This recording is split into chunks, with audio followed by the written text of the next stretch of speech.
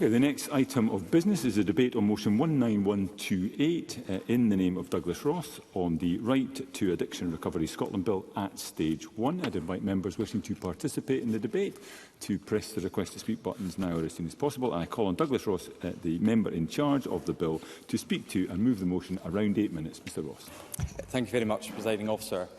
And I've thought a lot about how to start today's debate. And I've moved from different position as to what I want to emphasise right at the very beginning, because there's so much I want to get through.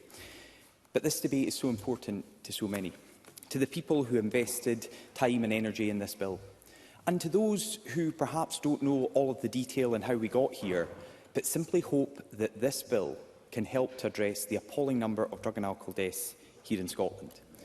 And that's where I will begin, by that shocking loss of life. There were 1,017 drug deaths last year. There were 1,185 alcohol deaths last year. Lives of our fellow Scots cut cruelly short, and families heartbroken, carrying the pain of loss that will never go away. And that is happening to far too many people, far too often. Over the course of one day, today, when we are in this chamber debating this bill, 6 more of our fellow Scots will die from drug or alcohol addiction. And for them, this bill will be too late. But we can give hope to so many others. I was outside meeting supporters of the bill this afternoon, and I spoke to one mother who wanted to thank everyone who's getting behind this bill because she tragically lost her son 2.5 years ago. But her daughter faced similar addiction problems. She got the support she needs, and she herself now works in drug recovery. So a mother who's going through the pain of the loss of a son, but the pride of a daughter who's turned her life around. And we also heard from John, who told us that 6 or 7 years ago he went to sleep every night wishing that he didn't wake up in the morning. But he did, he kept going, he got the support, and he was out there banging the drum for MSPs to back this bill today. And we have a simple choice in front of us.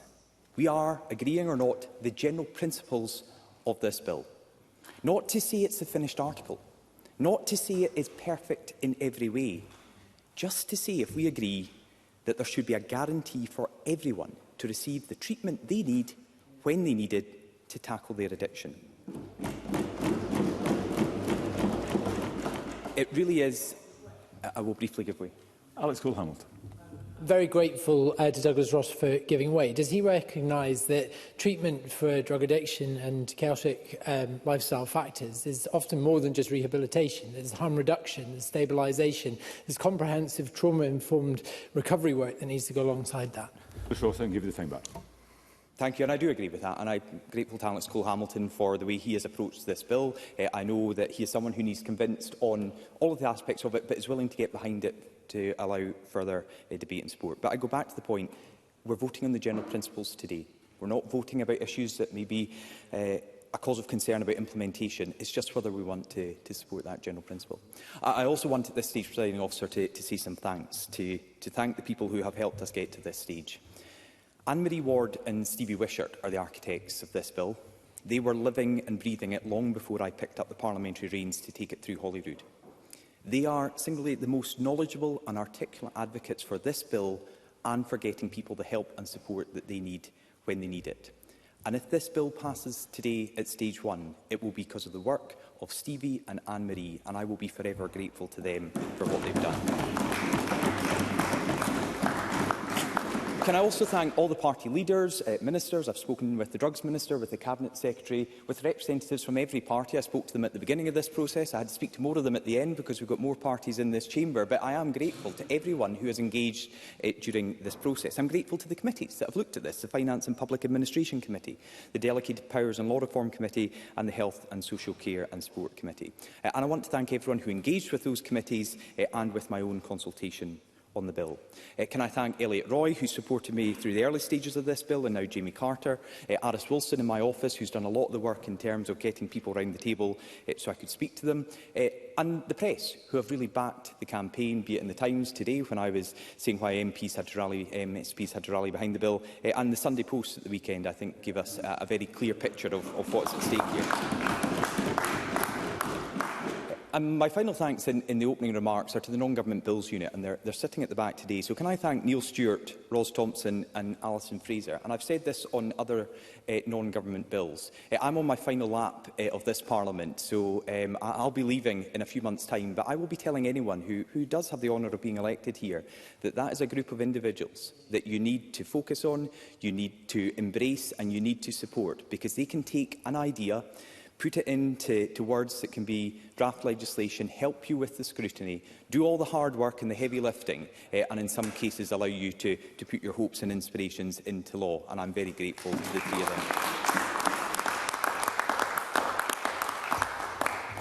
Now, the details of the bill are known, and I won't reiterate them, but I do want to look at the committee's scrutiny. I was disappointed that a majority of the committee felt unable to support the general principles of the bill, but I do know from my own education committee that some SNP members voted against the general principles at committee, but then could abstain at this stage in Parliament, and I hope that's something the government members could consider today. But the committee was right when they noted in their report the strength of evidence it has seen and heard throughout the Stage 1 scrutiny of this bill of a high level of dissatisfaction with current availability of the access to support services for those experiencing harm and drug or alcohol misuse. That's it. The committee have heard this. The government know it because they've told us publicly and in meetings. That's why we need to pass this bill. And I reiterate, the bill was developed and drafted by people with lived experience. They know the problems and they know the solutions, and this is one of them. There's a number of issues with the committee report that I was going to go through, but I've already taken quite a lot of time.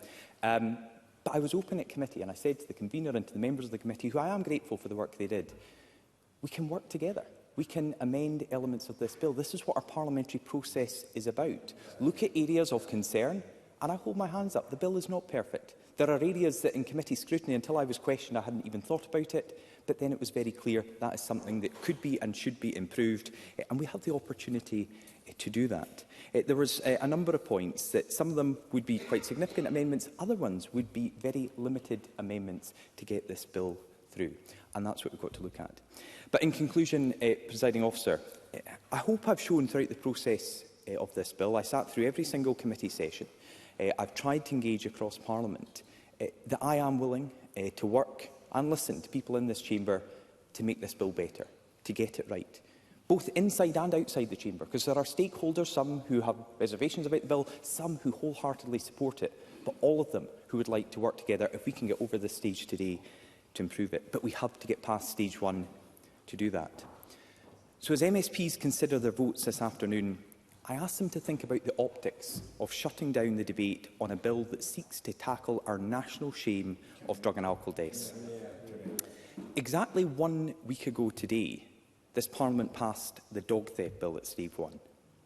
Surely we don't want the situation to be that this Parliament is more interested in debating pets being stolen than people dying. But that will be the outcome if members vote this down tonight. So I make the plea across the chamber. Support this bill. Give us time to improve it, and let us have a bill that we in this chamber and people across Scotland can rally behind. Presiding Officer, I am exceptionally proud and genuinely honoured to move the motion in my name that this Parliament agrees to the general principles of the Right to Addiction Recovery Scotland Bill. Thank you. Thank you, Mr Ross. And I now call Marie Todd, Minister, around 7 minutes, please. Thank you, Presiding Officer. Firstly, I'd like to make clear that the belief in a right to recovery is something that unites us all, wherever we sit in this Parliament. No one in Scotland should be denied the chance to access the support and treatment they need to heal, to recover and to thrive. That will not be disputed by anyone in this chamber. Now, this is a highly emotive subject, and for me, this is not just an abstract policy debate. I grew up with the impact of alcohol addiction in my family, and I know deeply and personally how it touches lives. I know how it can shape a childhood, a family, a future. I am incredibly proud of both my mum and my dad for how they became sober. But even in the same household, each of my parents had different recovery journeys. That illustrates to me there is no one right road to recovery. My family's experience stays with me every single day in this role, and I will always be open as Minister to finding new ways to improve the support available to people and families living with problematic substance use. It's precisely because of this personal understanding that I and my ministerial colleagues have approached the proposed legislation with great care and attention. Since the introduction of this bill, the Scottish Government's been listening very carefully to the range of views and evidence, both those I've heard in the many visits and meetings since taking up this post and those provided to the Health and Social Care and Sport Committee, which have shaped the findings from their Stage 1 report. And I want to say thank you to everyone who provided evidence and shared experiences. Thanks also to the committee for its thorough and thoughtful consideration of the bill. The central ambition of the bill is one the Scottish Government shares. We agree that the tragedy of drug and alcohol deaths are much too high in Scotland, and we remain committed to tackling it and improving access to services. Since the national mission was announced in January 21, we've seen significant investment and progress in the treatment and care of people affected by drugs, and much of this progress has also supported people with alcohol problems. More people can access residential rehab through our funding of 8 new facilities, and we're on track to reach our 1,000 publicly funded placements per year target by 2026. We are driving consistency of care for people through the continued implementation of medication-assisted treatment MAT standards, and we're reducing the risk of opioid overdose through the continued distribution of thousands of naloxone kits across the country, with all frontline police now supplied with kits. We opened the UK's first official safer drug consumption facility in Glasgow. We developed radar, an early warning system designed to alert us of new and emerging threats across the country. We put people with lived and living experience right at the heart of our Charter of Human Rights for people affected by substance use, driven by the National Collaborative. And we're making good progress with the development of national drug checking facilities, and I can confirm that the Glasgow facility has now received its licence from the Home Office. So whilst we share the bill's ambitions to improve access to treatment, we also, all of us, have a responsibility to ensure that any legislative proposals are workable, deliverable and aligned with the evidence available. And it is clear, certainly. Whittle. I'm very grateful to the Minister for giving way. I'm slightly confused here because you've spent the first element of your speech basically backing the principles of this bill. Why are you going to then go on to say you won't back it? Surely the very principles of the bill are about the right to recovery, which you haven't alluded to. Always through the chair. Minister. It is clear from the evidence presented throughout the scrutiny process that the bill raises profound legal, practical and resource concerns that risk undermining service delivery rather than enhancing it. The committee's report outlines fundamental flaws in the legislation, from affordability and deliverability to the tension between the bill's principles. If the member would let me continue, please, I'd like to set out our concerns with the legislation. The committee report outlines fundamental flaws in the legislation, from affordability and deliverability to the tension between the bill's principles and the evidence-based public health harm reduction approach that we now know saves lives. The report also highlights the risks of over-medicalising care and deprioritising trauma-informed holistic support. I'll let the member. Douglas Ross. I'm grateful to the Minister for giving way. The committee heard from a number of people who were opposed to the bill, and I certainly made the point in committee that actually 80% to the call for evidence were in support of this bill. That wasn't reflected at the committee stages. But everything the Minister is articulating are things that can and should be addressed in future stages. Surely the government's best approach is to allow the bill to go forward. They don't need to vote for it, although I would love it if they did. They could abstain tonight to allow us to make the changes, to sort out these issues and keep discussing this most important issue for Scotland. Minister, and I can give you the time back for the interventions. absolutely acknowledge the member in charge's willingness to amend the bill, but the committee concluded that the bill would need fundamental revision, and many stakeholders, including clinicians, including legal experts and service providers, have raised concerns about its feasibility, even with a significant number of amendments. I also recognise that a key argument that's been advanced by the member in charge is to give the bill a fair hearing and to enable it to progress to stage 2. One moment.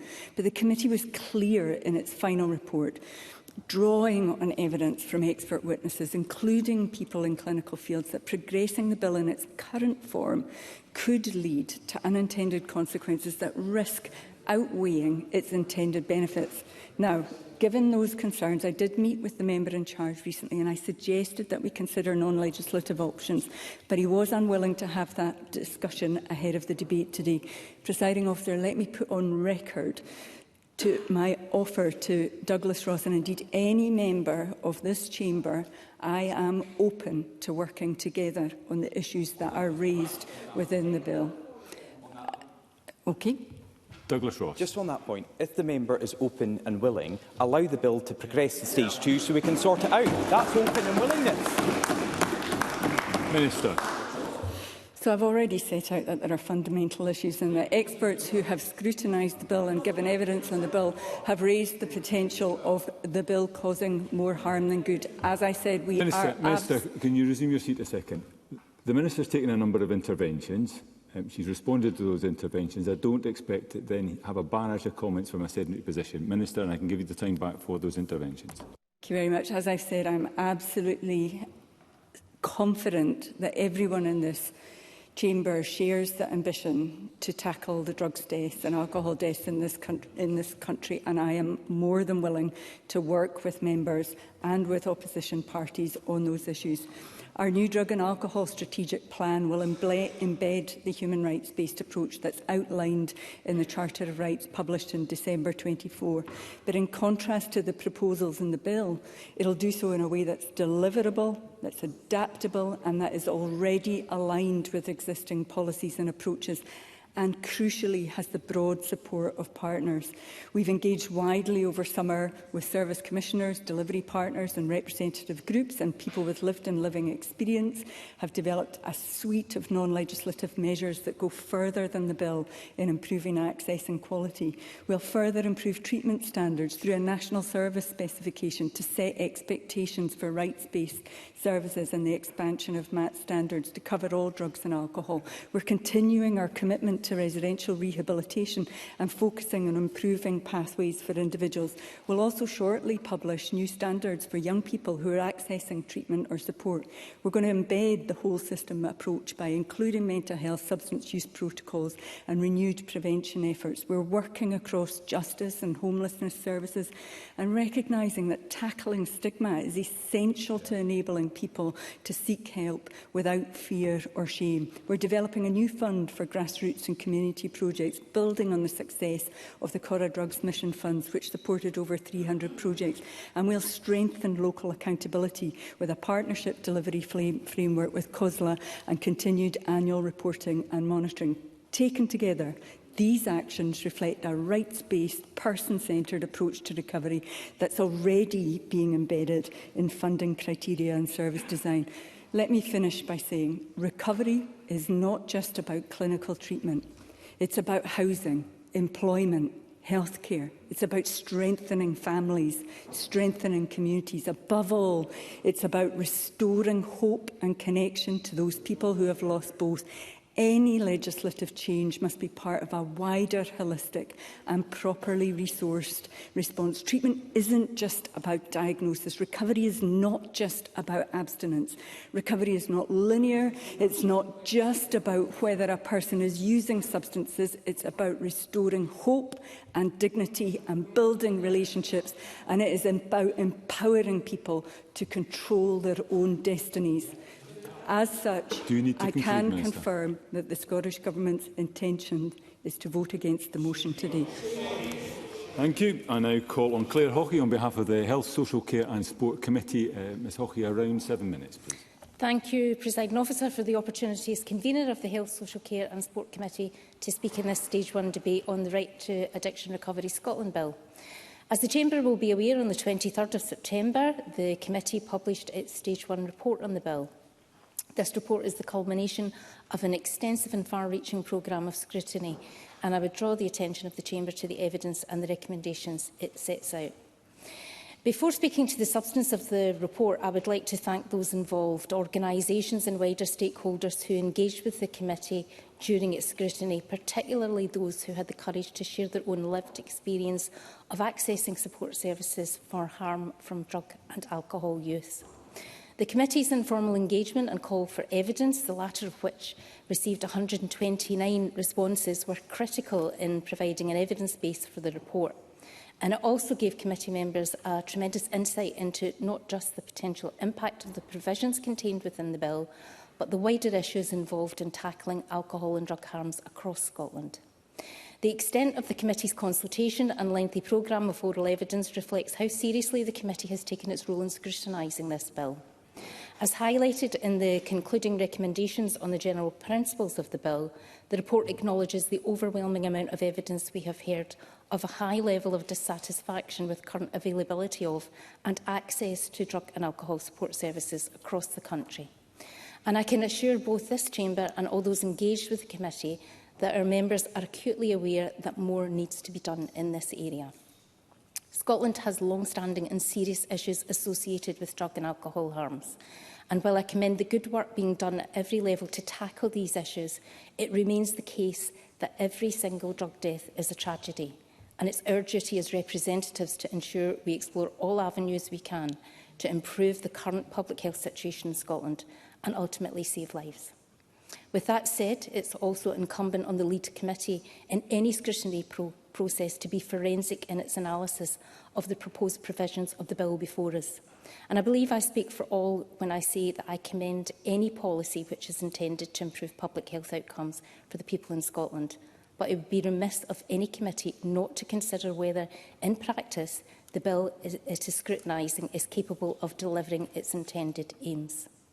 Having considered all the evidence, noting also the member in charge's own recognition of the need for the bill to be substantially amended were it to progress to stage 2, a majority of the committee members have concluded that they're unable to recommend that the general principles of the bill be agreed to. This was not a decision that was taken lightly. However, it does reflect the many concerns the committee heard about the bill's focus and scope during its stage 1 scrutiny. The report identifies various provisions within the bill that the committee concluded would require significant amendment in order to be workable. And I would highlight to the Chamber some of the key practical challenges associated with the implementation of the bill as drafted. These include the requirement to have received a diagnosis of addiction to be able to exercise the right to recovery established in the bill, the requirement for individuals to attend in-person appointments, and the proposed maximum timescales for accessing treatment. Many contributors to the bill's scrutiny equally raised concerns about the lack of recognition in the bill for the role of the wider multidisciplinary team, the importance of trauma-informed approaches and a whole family approach, as well as some of the language and terminology used in the bill. The evidence submitted to the committee... Douglas Ross. I'm grateful to the convener, and I genuinely ask this in a non-partisan way. She's speaking about the evidence the committee received. Does she accept that, on balance, the witnesses that the committee heard from were largely against the bill, whereas the public support was 80% in favour of the bill? Does she accept that? Claire Hoggy. Well, I would remind Mr Ross that the committee looks at the evidence that it receives in its entirety, so written evidence as well as oral evidence, and that the witnesses who came to committee were agreed on a cross-party basis by the committee. That's how the Health, Social Care and Sport Committee works and how it chooses its people who come in front of it and the organisations to give us evidence. And while I accept what Mr Ross says, there was some support for the bill in the evidence from organisations who always also criticise elements of the bill.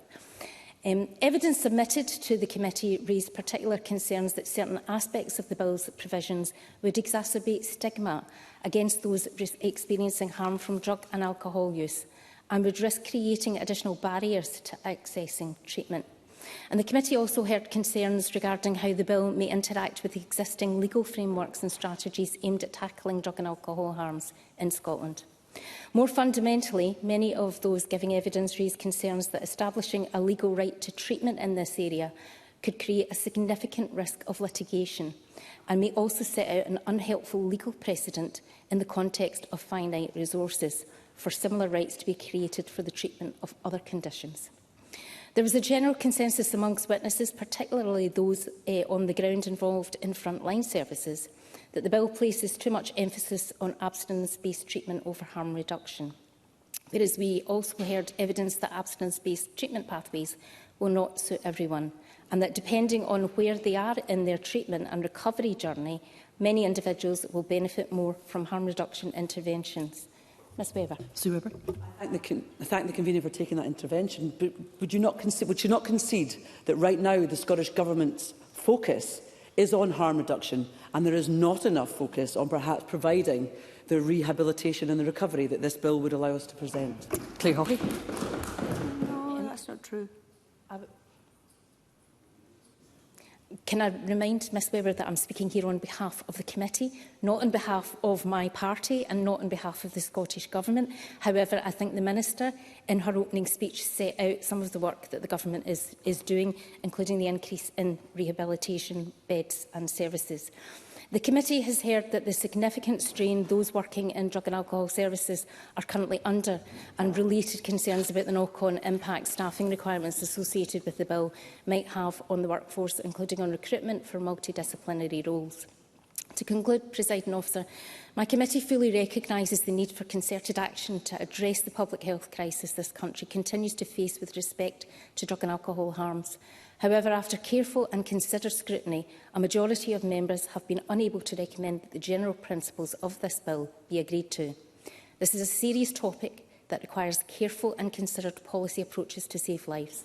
It is also incumbent on this chamber to ensure that any legislation it considers in this area makes a real difference and does not inadvertently create additional barriers to treatment and recovery for service users or place additional unnecessary strain on service providers. However this chamber decides to vote today, I welcome the robust debate Douglas Ross's bill has prompted, and I look forward to continuing to work collaboratively and constructively with colleagues to help tackle this ongoing public health crisis that has plagued our communities for far too long. Thank you. Thank you. I now call Annie Wells, who's joining us remotely, to open on behalf of the Scottish Conservatives. Up to 6 minutes, please, Ms Wells. Thank you, Presiding Officer, and once again I'll send my apologies for not being there in person today. Presiding Officer, 9 years ago in my maiden speech I spoke about Scotland's drug crisis, about the lives lost, the families broken and the communities left behind. And when I addressed this chamber back in 2016, annual drug deaths were 868, yet in 2024 they were 1,017. 9 years on, I stand here again, heartbroken that the situation has drastically worsened. Because for me, this isn't just policy, it's personal. I lost a friend to drugs when I was very young. I remember standing at her funeral on Christmas Eve when my son was still little and thinking, how can this be happening? How can someone so full of life, so loved, be gone so soon? And Presiding Officer, over the years I've lost family members too. My neighbours have lost loved ones, and unfortunately this is an experience many people in Glasgow can relate to. When I speak to people in the community, they ask me the same question over and over again. Why don't we do something to get them into recovery? Instead, what we see is a government content to manage addiction rather than help them live again. Right now, it feels as though we are putting a plaster over a wound that needs surgery. We are treating people as lost causes instead of fighting for their futures. In Carlton, where I went to school, people feel forgotten.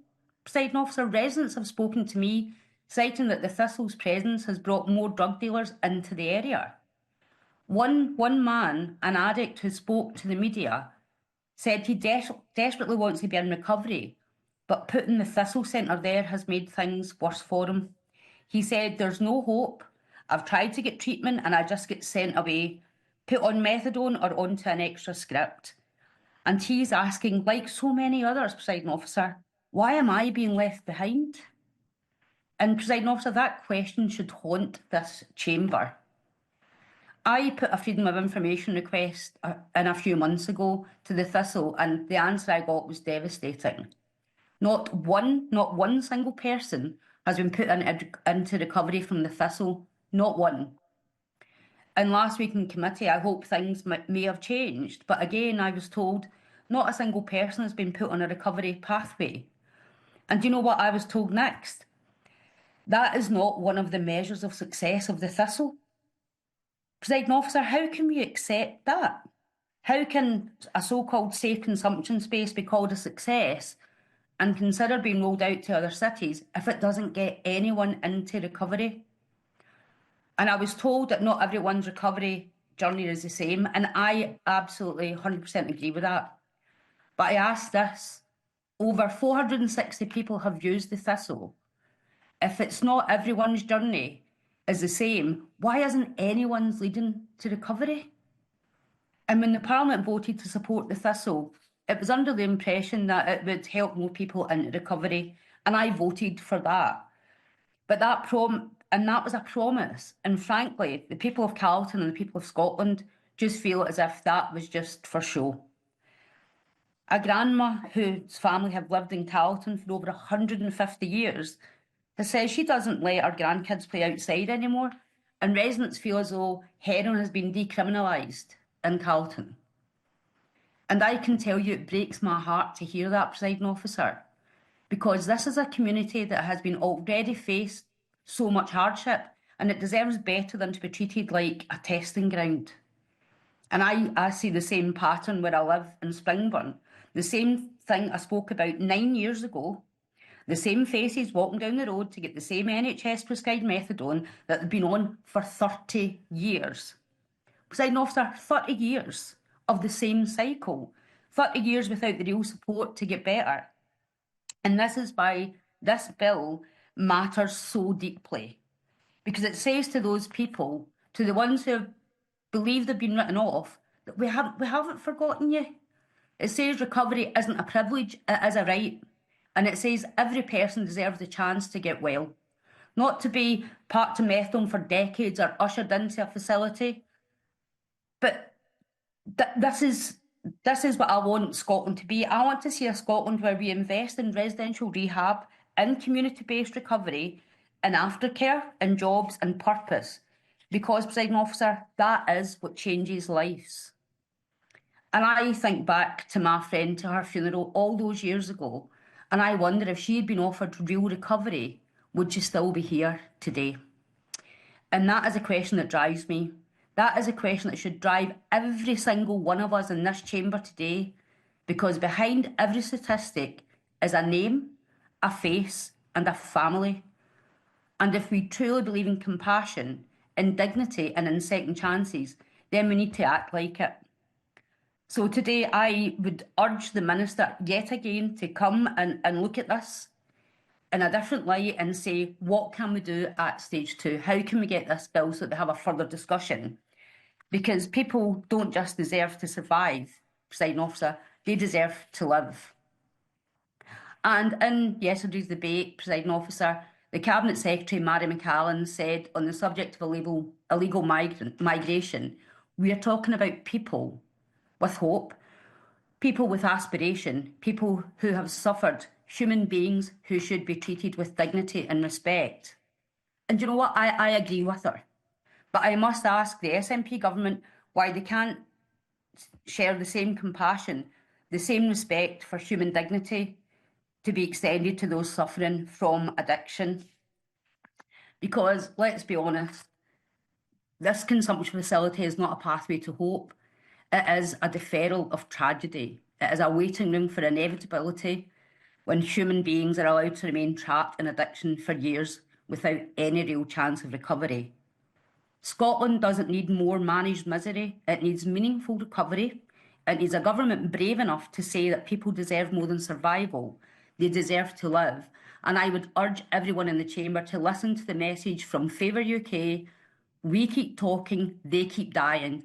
Let us do the right thing and take action now and back this bill. Thank you, Ms Wells. I now call on Jackie Bailey to open on behalf of Scottish Labour. Up to 6 minutes, please. At the heart of this bill is a simple principle. If someone battling an alcohol or drug addiction asks for help, they should get it. And that help should not be tokenistic, but transformative. A pathway toward a life free from toxic substances that includes a right to residential rehab if needed. As the First Minister said earlier, there is already a charter which reflects this, yet the fact we are now debating this bill underlines its total inadequacy. And here is what we know. 6 years on from the SNP declaring a drugs death emergency, we still have too many people dying. And whilst there was a small drop last year, which of course is to be welcomed, the provisional figures for the first 6 months of this year suggest that numbers will increase. We still have the worst drug deaths in the whole of Europe, and there are simply not enough rehab beds. The medication-assisted treatment standards are still not being met, including the provision of mental health care and trauma-informed care. But let me turn to rehabilitation beds and say at the outset that the SNP's definition of a rehab bed is quite wide-ranging. They talk of placement. Some might be a crisis bed for one night, and one cannot help but be cynical about whether this redefinition is about meeting their target rather than creating real provision. Now, colleagues will recall that in 2021, the SNP pledged to increase the number of rehab beds to 650 by March 2026. That's an extra 225 beds. The First Minister told us the latest figures, but meanwhile, recovery services such as River Garden in Ayrshire, Crossreach in Dundee have faced funding crises. There are beds across Scotland which we know are lying empty due to a lack of referrals because there is no money. So let's do the maths. We know that there are 28,000 Scots receiving long-term opioid substitution therapy, yet only around 500 residential rehabilitation beds. About 140 of them are publicly provided, and the rest are in the charity and private sector. In 22-23, the last year for which there are figures, less than 1,000 people started a publicly funded residential rehab placement. The charity, Faces and Voices of Recovery, estimates that for Scotland to match European rates of rehab, there would need to be 2,700 placements a year. We're nowhere near that. Figures last week showed that the Thistle Centre has been used 7,165 times since January. Yet only 50 people have been referred to some kind of care, and not a single one of these was sent to rehab. And in the most recent survey of alcohol and drug partnerships, every single one of them reported barriers to residential rehab, most of it funding related. Then there are the stories of those such as Stephanie Ritchie, who faced the amputation of her leg due to drug use, yet was initially refused rehab. As the recovery charity who helped her said at the time, "You could be at the end of your life and about to lose a limb like Stephanie, and we would still have to fight to get you a rehab place." Stephanie, who first became addicted at age 11 in a children's home, asked for help. She should have received it. The SNP, and I believe the Greens, who are voting with them this evening, should be ashamed that they are standing in the way of this principle becoming law. Now, I would be the first to agree that the bill is not the finished article, with all due respect to Douglas Ross. There is a need to amend at stage 2 to improve it, to make it more robust and more deliverable. To consider the role of families, scoping out the costs, being a little bit more pragmatic about a 3-week timescale. All of that is doable. Yet it is beyond strange that the SNP are unwilling to do this. This Parliament spends an inordinate amount of time amending government legislation. Do I need to remind ministers of the 400 amendments to the recent housing bill, or the dog's breakfast of the National Care Service that had to be completely rewritten? This is not a game, presiding officer. This is about rehabilitation for alcohol and drug addicts that might otherwise die. This bill is about empowering vulnerable people in the grip of a condition so overwhelming that they are unable to advocate for themselves. The concern about resources is understandable, but it is a distraction. Because if the Scottish Government is actually delivering on its own pledges to invest in rehabilitation, then a large proportion of this money should be accounted for anyway. And in public policy terms, we should not be forced to choose between harm reduction and recovery. Both are essential if we are to solve this crisis. With deadly synthetic opioids sweeping our streets, we don't have time for half measures. We're told recovery is available to all. It isn't. There is a postcode lottery, and in some cases, it's determined by your ability to pay. The Right to Recovery Bill would end that postcode lottery, because if we can pass legislation to give rights in housing, in education, in mental health and beyond, we can make recovery a right too. Scotland doesn't lack compassion. This Scottish Government lacks courage, and courage is what this bill asks for us. I move. Thank you, Ms Bailey. I now call on Patrick Harvey to open on behalf of the Scottish Greens. Up to 6 minutes, please. Thank you, Presiding Officer. Can I begin by just acknowledging the work that Douglas Ross has put into bringing this bill to Parliament. Any member's bill, whether it's consensual or controversial, whatever the topic, takes a significant amount of work, and I think we should acknowledge that, and also acknowledge the work of the committee. I joined the committee partway through the scrutiny process, so I want to acknowledge the work that was done before I joined the committee. I did take the time to watch and to read the evidence in person that I hadn't been present for, and so I want to express my thanks to all of the witnesses who contributed to and enriched the scrutiny process. And I think we should all recognise as well the shared commitment to this issue. I respectfully disagree with Douglas Ross in the point he made about optics. Whether we pass a bill on one subject and don't pass a bill on another subject does not tell us how much we care or don't care about the topic. The Parliament has a responsibility to pass legislation that we believe is good legislation, and I don't think it's about sending signals. I give way. Douglas Ross. If he doesn't agree with the point on the optics of a dog theft bill versus one trying to save lives, does he agree with the optics of shutting down further debate on an issue? Because that's what the Greens and the SNP will be doing tonight. They could vote against this bill at stage 3, but at least give it the time to be improved. And if it can't, to the satisfaction of Patrick Harvey and the Greens, then vote it down. Don't shut off the opportunity to keep on talking about this issue and improving this bill. Patrick Harvey. I'm of course going to come on to the detailed reasons why I'm not taking that path. Why I don't think that would be the right decision. I did also just, in opening, want to express the hope and the confidence that Jackie Bailey wasn't intending to imply that anyone treats this topic as a game. I hope that wasn't her intention to imply. I think we all take this topic with extreme seriousness, and we all recognise not only that Scotland has a wildly unacceptable number of drug deaths, but also a significant degree of frustration about the pace of change. Even though there is broad support for the direction of travel of government policy in investing in services and innovating, there is frustration about the pace at which that happens, and we know that it takes time. With a small number of very passionate exceptions, most of the evidence heard at stage 1 has been broadly critical of the bill, and a very long list of concerns have been raised. Absolutely nobody has been in denial of the problem, but many people have argued that this bill is the wrong answer to that problem.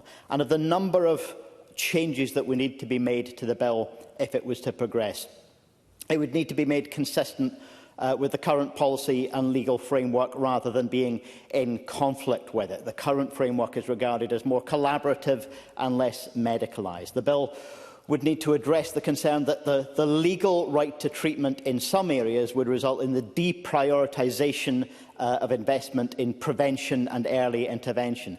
There's a concern that the bill will create a precedent for the creation of legal rights to treatment in specific health areas. And I don't think it takes much imagination to think where we could get to in a relatively short space of time if the allocation of resources within healthcare was determined not by clinical need, but by whether individual bills had passed through Parliament. it was suggested that the bill clearly needs to give more clarity on how the support given by carers, family members and others could be brought into the process. It's unclear how or whether that could be addressed at stage 2. It's been argued that the bill doesn't embed a trauma-informed approach and that there's a need to have this addressed. But again, a lack of clarity about what changes that could possibly come forward that would achieve that. The bill's requirement for a medical practitioner to make the treatment determination risks over-medicalising the process, and it fails to recognise that other routes to accessing services are often hugely important. There's a concern that the costs, including for staff training, would go far beyond the costs estimated in the financial memorandum, and that in itself would have a detrimental impact on the provision of services. And also that by creating a legal right to treatment within a fixed time frame, when capacity in services takes time to expand and be developed, the bill creates significant risk of litigation, and that would generate additional financial costs to service providers at the expense of investment in services. If there's time in hand, Presiding Officer. Very, very limited, but briefly. Which member is the? Sorry, I think I saw Mr Whittle first. Brian Whittle. I'm very grateful for Mr Hub for giving way. He's saying that the issue around here about creating time directives, does he not recognise we already have a time directive where everybody is supposed to be treated within 12 weeks in the whole NHS, which has been broken? Why can't we have this as a directive? Patrick Harvey. What this bill seeks to do is a legal right to treatment which would be legally actionable and challengeable within 3 weeks of that treatment determination, at a time when we're all agreed that we should be expanding the provision of those services. And I worry that money would end up being spent on lawyers' fees instead of providing services. The requirement for a medical diagnosis has also been mentioned, and there are many people who do require support but don't have a clinical diagnosis of addiction, and they also would face additional barriers. I'm aware of time, Presiding Officer, so I want to finish by saying that recovery does mean different things to different people. We've heard already in this debate a member conflating recovery with residential rehab leading to abstinence. That is one route to recovery for some people. It's not going to be the path that everyone takes or that everyone is ready for. And there is a real risk that this bill would see resources shift away from other services which work well to reduce harm and to prevent deaths. Scotland is investing to expand the services that are needed and innovating with new provision like the Safer Consumption Facility, which is already saving lives. We also need the reform of the Misuse of Drugs Act, which is wildly out of date and which inhibits that innovation. It makes providing services harder. Continuing that work, Presiding Officer, is the way to make progress in cutting drug deaths, reducing harm and giving people the support they need on their own terms. That's the direction of travel that Scotland should continue on, and we should all continue to put pressure on the government to do that at pace. But I don't believe this bill would help. Thank you, Mr Harvey. And I now call on Alex Cole-Hamilton to open on behalf of the Scottish Liberal Democrats. Up to 6 minutes, please. Thank you very much, Deputy Presiding Officer. It gives me pleasure to speak to the bill for the Scottish Liberal Democrats, and I congratulate Douglas Ross, not least for the work he's described alongside his staff and the Non-Governmental Bills Unit, but also for the work he's attempted to foster across the Chamber to bring us to a space where the Liberal Democrats will offer our cautious support for the pages of the bill at stage 1 and the principles of the bill at stage 1, because this is the last opportunity before this Parliament rises for the election, for us to deal with one of the worst crises in our public services, in our social way of life, in this Parliament, in a legislative framework.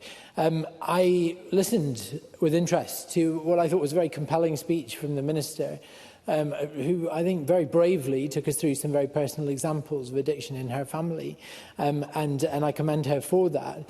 But I fundamentally disagree that rehabilitation and harm reduction are in any way mutually exclusive. I fundamentally believe, as Liberals do, that harm reduction is something we need to have everywhere. We don't.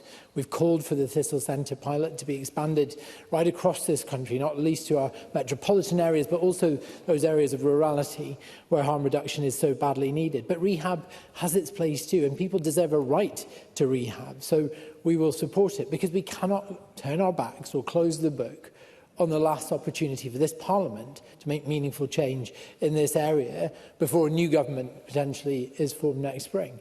We do owe it, Presiding Officer, to every family who has lost a loved one to addiction to explore every possible solution, because this is a crisis and a scandal that blights every end of life's journey. I have talked many times about my experience and my journey to this Parliament through organisations that have provided addiction services, not least to those infant babies, those babies born addicted to substances who have to go through withdrawal in their first days of life. And I was very proud that Liberal Democrat influence in the Scottish budget allowed an increase in budget towards Abelara in their provision of services for babies experiencing neonatal abstinence syndrome.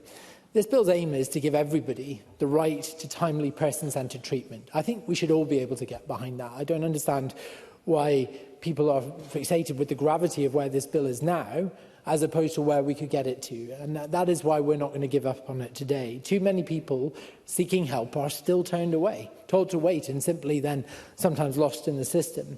This bill creates a legal right to people diagnosed with addiction to receive treatment, determination, and begin treatment within that 3 weeks.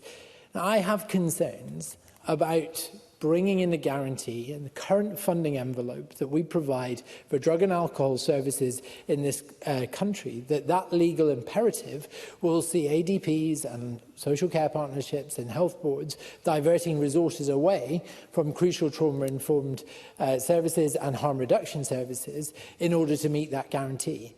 But then that need not be the end of the story. And actually, I have had, I'm grateful for his time on this, discussions with Douglas Ross, and I believe he supports an expansion of that funding envelope so that we can accommodate both, because they shouldn't be mutually exclusive. I'm also concerned that the current workforce levels, we don't have enough people working in addiction services to make this a reality. But that doesn't mean we shouldn't try. It doesn't mean we should not seek to expand that workforce. We should, in any case, whatever Parliament decides this afternoon, we should absolutely expand the workforce of those people coming to join addiction services and helping people stabilise their lives and get clean of these substances. It's a powerful statement of intent, but at the moment, without that capacity, it isn't potentially realistic. So I'm looking forward to working with the member in charge, if Parliament passes it today, to get it to a place where we can answer these criticisms. And I think that, and by so doing, answer the reflections of the committee that we heard from Claire Hawhey about the memorandum, the financial memorandum, and the deficiencies it currently sees therein. But, Presiding Officer, this bill may be far from perfect, and I'm not entirely convinced it provides all of the answers to this crisis. I know it doesn't, because we need to recognise that often substance use is a response to unresolved childhood trauma. Every service that we deploy, whether it's a right to rehab, whether it's stabilisation, whether it's harm reduction in the corridors of the Thistle Centre or in centres like it that I hope will be rolled out across the country, we have to recognise that trauma-informed practices are key to not just helping people conquer their addictions at that moment in time, but redress and resolve the underlying trauma that led them to that space in the first place. We need to wrap around a whole range of additional services as well, once we get people stabilised, to help them conquer problems in their lives unrelated to substance use, but will underlying and underpinning that substance use in the first place, whether that's access to a safe, warm, stable home, whether that's ensuring that they have a trajectory, a purpose in life through education or training or employment, but also understanding, again, at every stage, the trauma that underpins the decisions they've taken up to this point. I do not believe the concerns about staffing are good enough reason to reject this bill, or capacity. It is up to Scottish Government to work with parliamentarians to say, if this is the will of Parliament, I believe it should be the will of Parliament, then we will make a funding envelope around the bill which accommodates the needs of those services that exist right now around harm reduction and stabilisation, but also offers that crucial right to recovery, that right to rehabilitation that Douglas Ross rightly puts in his bill. For these reasons, Presiding Officer, the Liberal Democrats will support the bill's general principles today, because every life lost to addiction is one too many. We cannot afford to let this conversation pass us by and close the book on legislative change for the rest of this Parliament. So we will support it tonight. Thank you, Mr Cole-Hamilton. And we now move to the open debate. Backbench speeches of up to 6 minutes. I call Emma Harper to be followed by Sue Webber. Ms Harper. Thank you, Presiding Officer. First of all, I would like to recognise the hard work that Mr Ross has embarked on whilst taking his Members' Bill forward. Having taken a Members' Bill through Parliament myself in the previous session, I know how much hard work it is for a member of their team, as well as support from the excellent non-government bills unit is involved. I also understand and acknowledge the principles which lie behind this bill. And the Minister described already the wider approach and policy which is necessary, housing, employment, healthcare, as well, to address this. We know that every life lost, I would like to just make a couple of pages of progress, thanks. Every life lost due to alcohol and drugs has a devastating and heartbreaking and tragic effect on families and communities. And for this debate today, I'm going to keep my comments focused on the evidence that we took, as I am a member of the Health, Social Care and Sport Committee, and I'll focus on the Stage 1 report that was produced as well. So I will take Rachel Hamilton. Rachel Hamilton. Thank you for taking the intervention, Emma Harper. But does the member not believe that the livestock worrying bill was a privilege for her to bring forward and was granted the time and the effort to take that to fruition, even though it's only had a couple of situations where somebody's been found guilty of livestock worrying through that legislation? Should the SNP not afford Douglas Ross the time and the courtesy and all those people losing their lives to bring this bill forward, considering they did that for you? Always do the chair. Emma Harper. Okay, so I thank the member for that intervention. I believe that there was a lot of time and consideration given towards my Members' Bill as well, and the committee, we took months of evidence at Health Committee regarding this bill as well. One thing I would like to focus on is the evidence that we took at committee. We do need to ensure that our policies are effective to help support some of the most vulnerable people in society. Our committee heard from individuals and organisations directly, and we also conducted an open consultation for anyone to put forward their views on the bill. The responses were many and varied, so I will pick up just a few. The Highland Alcohol and Drug Partnership said the bill, as it is currently drafted, is unlikely to bring the transformative change that is urgently needed. The Scottish Association of Social Work submitted, we also have reservations about the current requirement to be abstinent before accessing some medical interventions. We believe that this represents a barrier to early help, and for some people may be one that they cannot overcome. And Aberlour said, we believe that the bill is too narrow in its idea of the treatment that should be available. The focus appears to be on residential rehabilitation that is abstinence-based. Presiding Officer, as a few points directly from the Stage 1 report, including the points made in the executive summary that I will cover. And a number of points have been clearly put in, which members in the committee have referred to already. There was disappointment expressed from the families and carers of individuals experiencing harm from drug or alcohol use, that the bill makes no reference to the crucial role that family and carers play in supporting an individual through their fair treatment and recovery. But I note that Mr Ross is prepared to re-examine this should the bill progress. In regards to inclusion of a trauma-informed practice, our report calls on Douglas Ross to consider further how trauma-informed practices can be properly reflected in the bill. We heard evidence regarding the use of language and definitions, and I feel this myself, Presiding Officer, as I've raised the issue of stigmatising language on numerous occasions here in Chamber in debates and questions, and I even think a minimum requirement for professional education should be provided to any health professional, as anyone in healthcare could come into contact with a person who is experiencing harm from substance misuse. I'd like to continue, if you don't mind, Mr Flinley. Indeed, 2 members have already used stigmatising language in this debate this afternoon. So I agree with the wording in the report that some of the language in the bill would be considered stigmatising. The requirement to have a diagnosis of addiction risks creating stigma which may discourage persons from putting themselves forward for treatment. An example of repairing the language would be changing the word of addiction to substance use disorder, or addict to a person with problematic drug use. It's really important that we help support people and take the stigma out of all of this.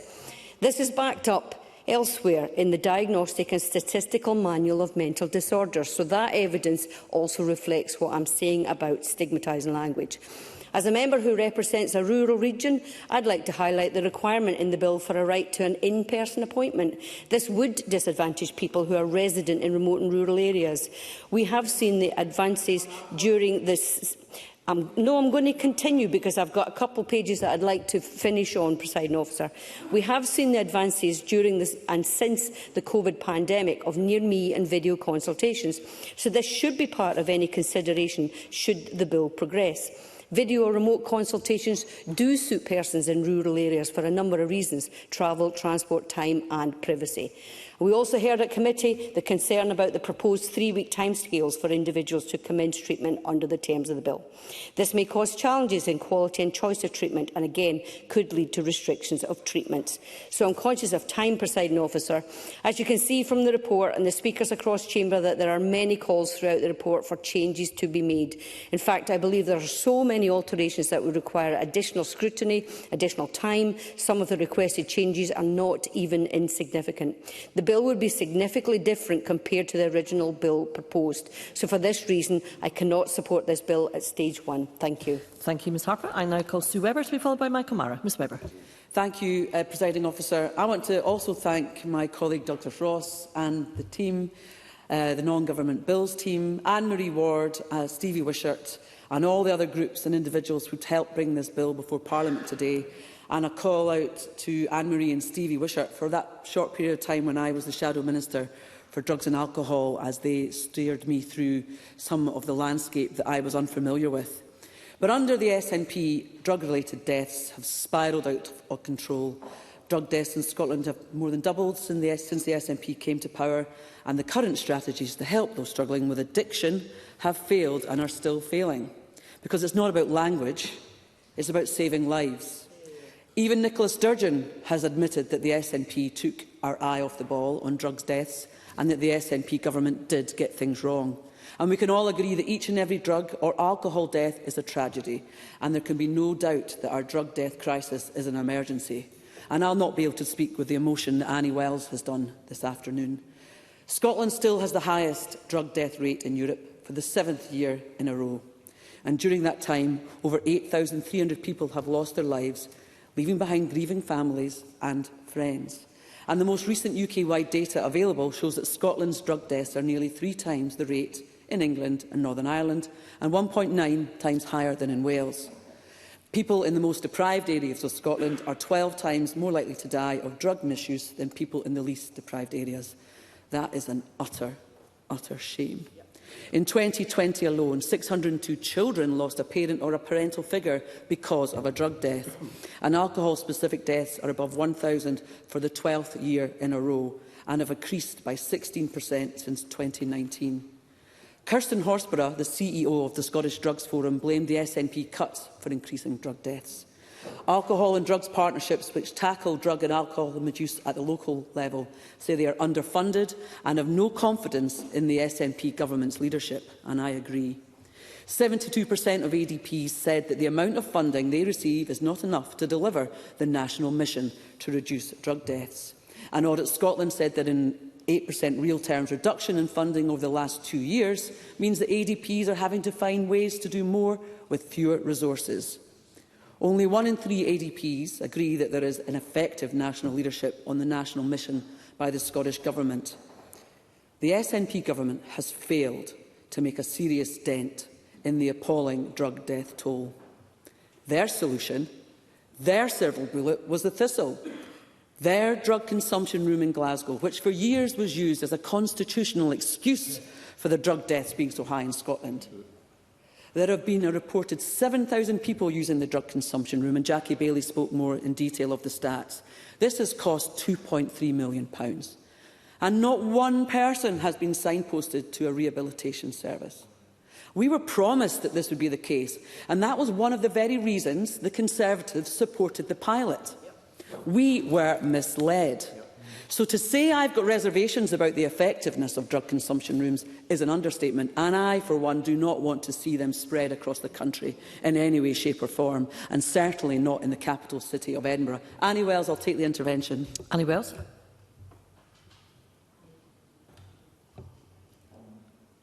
Thank you, Sue Webber, for taking the intervention. I wonder if you could just sort of explain a wee bit more to me about, surely the people that I speak to and you speak to just want their family members or loved ones to get the help and support they need to be better. So is the Thistle delivering or not? Always through the chair. Sue Webber. I don't think the Thistle is delivering, and indeed Anne-Marie Ward from Favour has said that the safe consumption rooms... I don't think I can, Mr Cole-Hamilton. I've got very limited time as well. I'm not sure. I'm saying no to Mr Cole-Hamilton. There's limited time. It's up to the member. Thank you. I want services to be underpinned by prescription programmes, detoxification and rehabilitation services. And that's what's laid out in our Right to Recovery Bill. And that's what needs to be part of the solution. Another hard truth is that Scotland has far lower residential rehabilitation treatment spaces than the EU average, and Ms Bailey gave us the statistics on that today. And I want to just say that the latest data shows that we're still only 513 beds in Scotland. And from experience, I know that somewhere we'll hear later on in the chamber that we've got these 150 rehabilitation beds and that we should be celebrating that. But this is what the Scottish Government says with that this will treat 1,000 people. The reality is that for those 150 beds to treat 1,000 people, they'll be only used by each individual for 6 weeks. And time again, I'll remind you that 6 weeks is not rehabilitation. 6 weeks is needed for detoxification and stabilisation. It is not the solution. The harsh reality that one people in this chamber must do is support the bill today. And if they cannot, they have to ask themselves why. Instead of investing in recovery, the SNP continues to advocate for decriminalisation, and we heard more of that from Patrick Harvey as well. This bill has been drawn up alongside people with lived experience and experts in the field of addiction, and it would be a game changer if those in this chamber that are not going to back it today woke up. We must learn one thing this afternoon. The government is voting, by not voting to support Douglas Ross's bill, they are standing in the way of saving lives. And I am absolutely devastated that that is the position that they are choosing to take. Thank you, Ms Webber. I now call Michael Mara to be followed by Rona Mackay.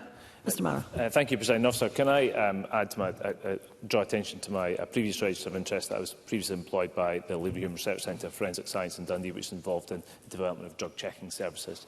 And I would like to start by acknowledging the work of Douglas Ross, his colleagues, the stakeholders and campaigners, many of whom with lived experience who have contributed to this bill and given their views on it, often with reliving trauma and discussing very difficult situations in their lives, that these conversations do not come up without cost for many people. And I know everyone engaged in this work is motivated by what is a deep desire to save lives and protect people from the harm that addiction causes for individuals, families and communities. And no one who is engaged in this most serious of issues and met people with lived experience would argue against giving people a route out of addiction and a pathway to recovery.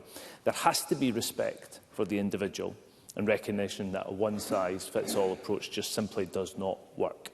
And where some practical abstinence works for people, should be available, but it's not the only possibility or the only pathway to recovery. It should not be a choice in policy terms, as Jackie Bailey said, between harm reduction and residential rehabilitation. It cannot be allowed to be so.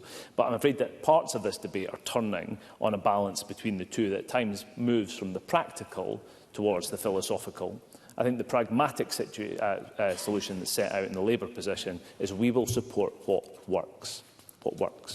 In my home city of Dundee, we are in the top 3 areas in Scotland for drug deaths, and the city and the community bears the scars of that crisis. There were nearly double the number of drug deaths in Dundee in 2024 as in 2010. That's nothing short of scandalous, and it always bears repeating.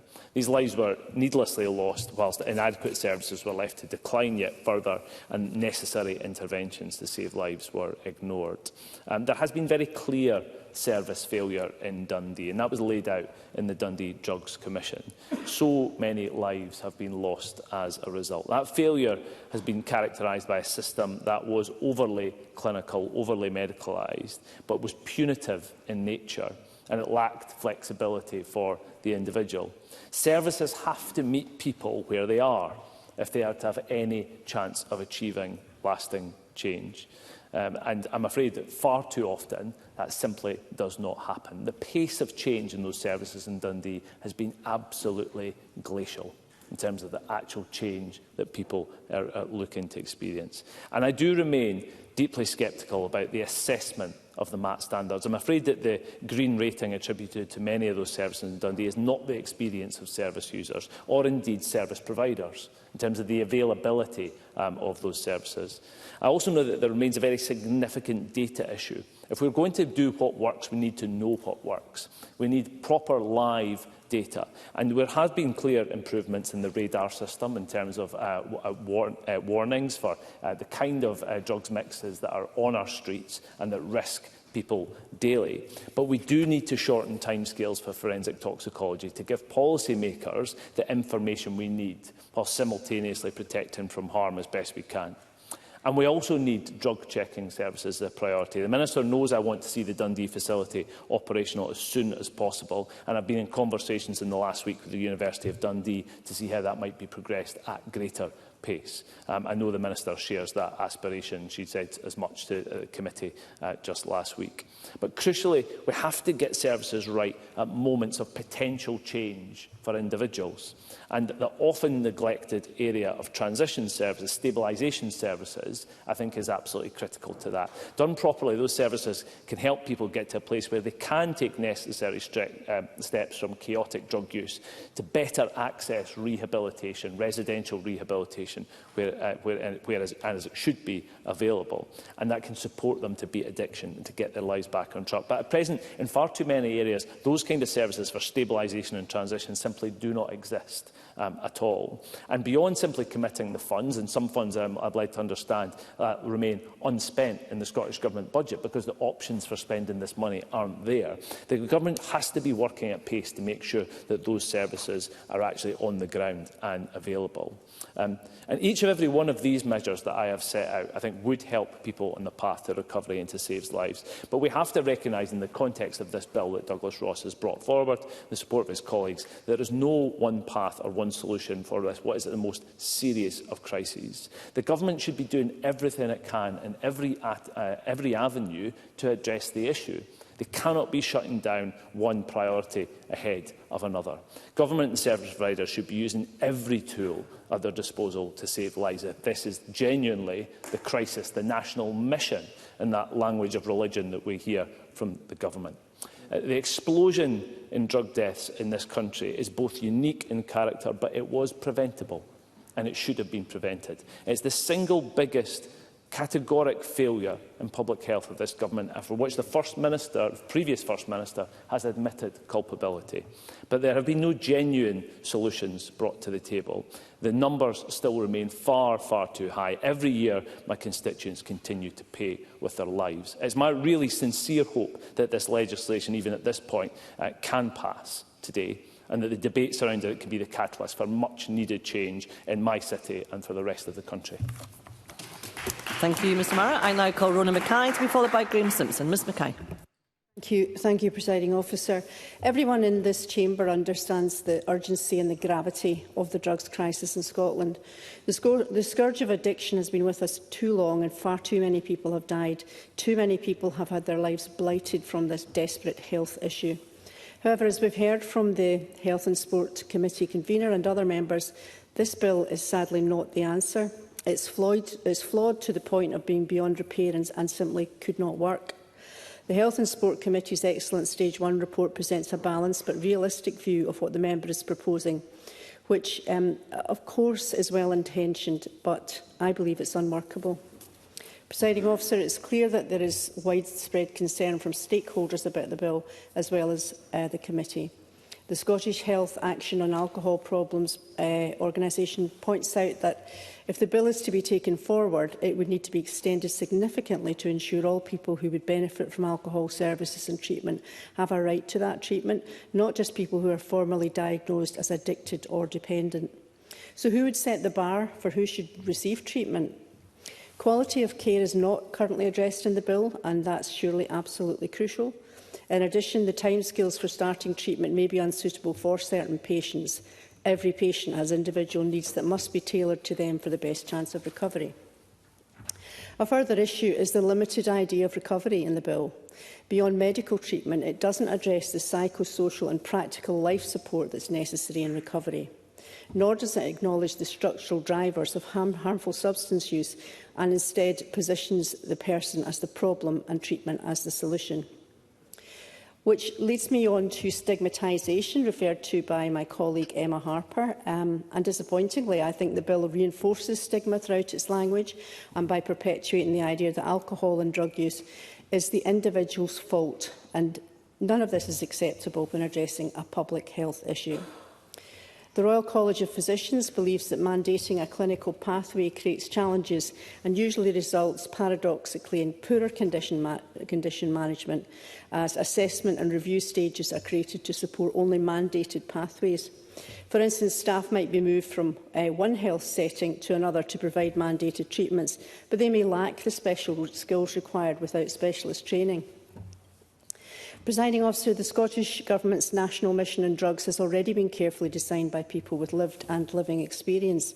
And this bill's blanket approach of one-size-fits-all for people recovering from addiction doesn't work, as there's no one perfect route and everyone's recovery is different, as we've heard people say. In the proposed bill, it's entirely unclear whether the members' estimated costs to provide this type of treatment are accurate and realistic. And crucially, it's also unclear how the right, as it stands in the bill, would actually be enforceable. The Scottish Government's forthcoming National Service Specification is an opportunity to set out what services should be available, and there is a risk that this bill could detract from this work by taking funding away from current essential services. I'm pleased that the Minister has confirmed £2 million for an additional placement fund for alcohol and drug partnerships. This is a residential rehab in Scotland. This is much needed and just part of a range of actions being taken through its £250 million National Mission on Drugs. The opening of a safer drug consumption facility in Glasgow was groundbreaking, and it's already estimated to have saved hundreds of lives. Credit must go to the late and greatly respected Peter Cricant for all his work and determination in making this a reality. Of course, widening access to life-saving naloxone is also crucially important, and I would advocate for a wider public awareness campaign on this due to its effectiveness, proven effectiveness at this stage. So in conclusion, Presiding Officer, I really regret having to vote against this bill today. I agree with the overall ambition of the bill to support people with recovery from alcohol and drug addiction, but sadly the mechanisms of the bill just don't work. The Scottish Government is working hard within its powers to reduce drug deaths, but I have to be clear that our public health approach is at odds with the Westminster legislation we have to operate within, and I wish that wasn't the case. But I hope that the work... No, I'm not taking intervention. But I hope that the work in progress, and with a clear vision of how to prevent future generations from succumbing to the dangers of drugs and alcohol, we can firstly prevent and at least reduce the shocking number of deaths.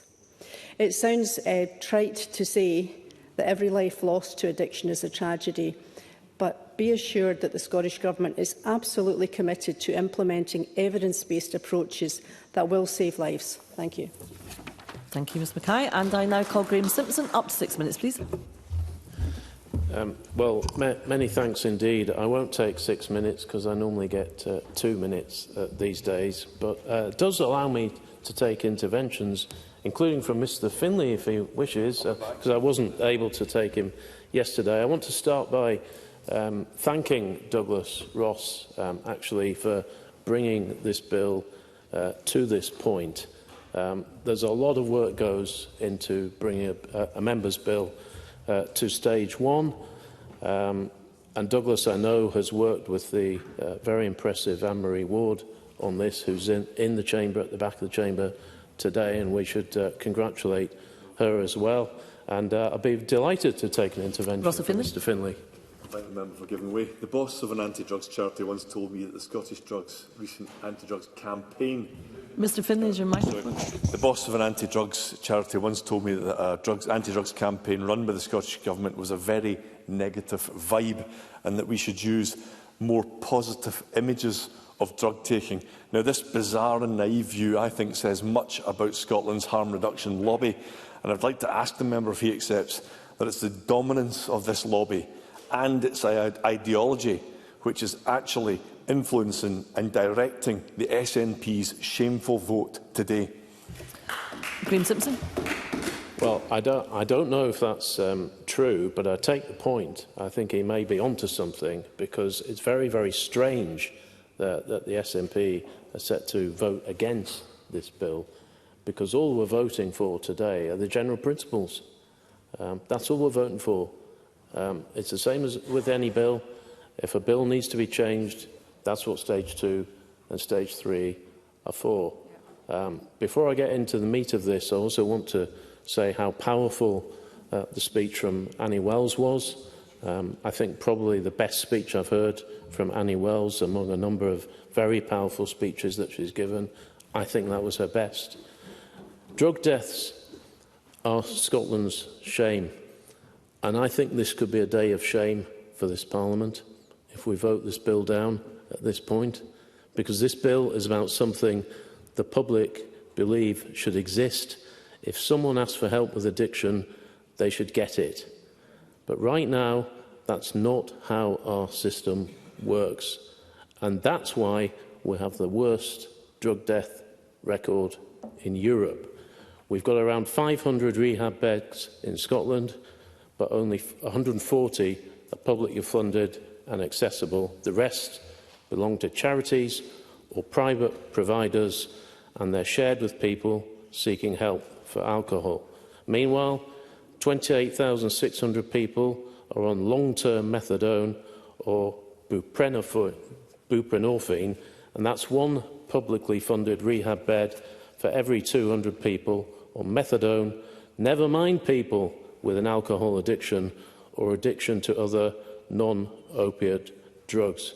We've heard already mention of the Thistle drug consumption facility, and the question was raised, has anyone actually recovered through going to that facility? I think the answer is no, but I'll tell you what we do have nearby. I saw shocking scenes on social media. Well, allow me to finish this. A description of the scenes that we saw on social media near that facility just the other day, needles scattered everywhere, and a tree with needles stuck in it. We'll call it the needle tree. That is a monument of despair and death, and that's shocking. And I'll take the intervention. Alex Cole-Hamilton. Well, I'm grateful to the member for giving way, but he will be aware that the Thistle Centre is not something we are pioneers in. This is built on international evidence. There is evidence that the Thistle Centre has already and is continuing to save lives. And actually, what we need, rather than a castigation of those people working valiantly at the front line of the actual death crisis, is to see interventions like the Thistle Centre rolled out right across Scotland. Graham Simpson. Well, I've not seen any evidence that it's helping people recover, and surely that is what we need to be doing. Now, 80% of consultation respondents backed this bill, but the committee chose to hear mainly from those who opposed it, and they're the very institutions whose policies have failed. So here's the question. Are we going to stand with failing systems or with the people who still believe recovery is possible? If the bill needs to be refined, which it does need refining, and Douglas Ross accepts that, then we do that at stage 2, even if it needs massive change. That's what the process is for. Recovery should not be a privilege, it should be a right. If we can make housing and education legal rights, we can make recovery one too. So I say to the members who are being instructed to vote no today, show some backbone. Give people a fighting chance. Support this bill at stage 1. Do the right thing. Thank you, Mr Simpson. We now move to closing speeches, and I call on Maggie Chapman to close on behalf of the Scottish Greens. Up to 6 minutes, please. Thank you, Presiding Officer. Let me begin by saying clearly, no one should die or suffer because they cannot access the support they need to recover from addiction. Every life lost to drugs or alcohol is a tragedy, a reflection not of individual failure, but of collective neglect. That is why we in the Scottish Greens share wholeheartedly the motivation behind this bill. It is driven by compassion and the desire to ensure that people in the grip of addiction are not abandoned by the systems meant to help them. We agree with that goal, absolutely. But regrettably, given the evidence the Health, Social Care and Sport Committee heard, much of which has been rehearsed this afternoon, we are concerned that this bill will not, indeed it cannot, achieve what it promises.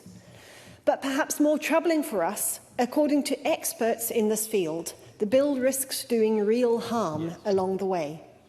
This is not a question of whether people should have a right to recovery. Of course they should. The question is whether this particular bill will make that right real, and the evidence before us says it will not. The Scottish Drugs Forum has been clear. The bill does not confer any meaningful new rights. People already have the right to assessment and treatment. What they often lack is access to good quality, trauma-informed, person-centred support. That access is blocked not by law, but by capacity, by workforce pressures, by stigma and by a lack of properly funded services. Yes. Maggie Chapman is articulating is what a lot of the vested interests are saying. But in this case, why does she believe she knows more than the frontline experts who tell us this bill is required? Maggie Chapman. Quite a lot of those frontline experts have told us the exact opposite, Mr Ross. They say that this bill risks causing real harm. And as the committee found, and Rona Mackay stressed earlier, this bill risks entrenching a narrow, medicalised model of treatment. It gives decision-making power solely to health professionals, when we know that recovery, real recovery, depends on relationships, on trust, on communities, and on support that meets people where they are. Yeah. By focusing so heavily on a clinical diagnosis and prescribed treatments, as the Minister articulated earlier, it ignores the wider psychological, social and economic roots of addiction. The committee's report highlights the deep concerns that this approach could... The committee report highlights with deep concern that this approach could undermine the progress already being made through the National Mission on Drugs, the Medication-Assisted Treatment Standards and the Charter of Rights for People Affected by Substance Use. Those frameworks are built on human rights, empowerment and lived experience. They aim to shift power towards people in recovery. This bill risks shifting power back to institutions. I echo the concerns expressed this afternoon by Patrick Harvey and Alex Cole-Hamilton about the bill's 3-week statutory deadline for treatment. It sounds good, but it's unworkable in practice and it could backfire, pressuring services to tick boxes rather than provide meaningful support. As the SDF has warned, we've seen before how targets can distort behaviour rather than improve outcomes. People could end up in preparatory sessions counted as treatment rather than getting the care they need. That is not compassion. That is bureaucracy. The committee also heard that the bill's language centred on addiction and diagnosis could deepen stigma. Emma Harper highlighted this eloquently in her contribution. In addition to what she outlined, many people harmed by substance use would not fall under this definition and therefore might be excluded. That would run directly counter to the inclusive, trauma-informed approach that Scottish Greens believe must underpin all public health work.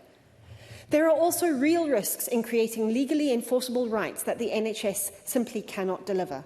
If people turn to the courts because services are overstretched, we will spend precious resources and time on litigation rather than care. None of us wants that. Presiding Officer, addiction is not just a medical condition. It is a social justice issue. Poverty, trauma, inequality and isolation are its soil.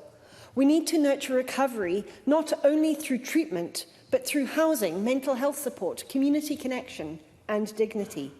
That is why the Scottish Greens call for continued investment in holistic, community-based services, for trauma-informed care that recognises the person before the patient, for harm reduction measures that save lives today, like safer drug consumption facilities, like access to naloxone, like Housing First, and for ending the stigma that too often drives people away from support. We do need legislation, yes, but it must be constructed in ways that it can actually achieve its aims. We do not have that in this bill. The changes required would result in a very different piece of legislation. We also know we need legislative reform, some of which is not in our gift. It's clear that Westminster legislation hampers rather than supports the approach we seek to take in Scotland. Some arguing in support of this bill today say that this is the last opportunity to do anything about addiction in this session. That's simply not true. And we know legislation is never the whole solution. The National Collaborative's Charter of Rights offers a strong foundation, including the voices and experiences of the people it is meant to serve. It gives voice, agency and dignity to those most affected. That's the framework we should strengthen, not supplant. So, Presiding Officer, with respect for the intention behind this bill, but with deep regret and concern for its consequences, we cannot support it today. Our rejection of this bill, however, is not a rejection of recovery.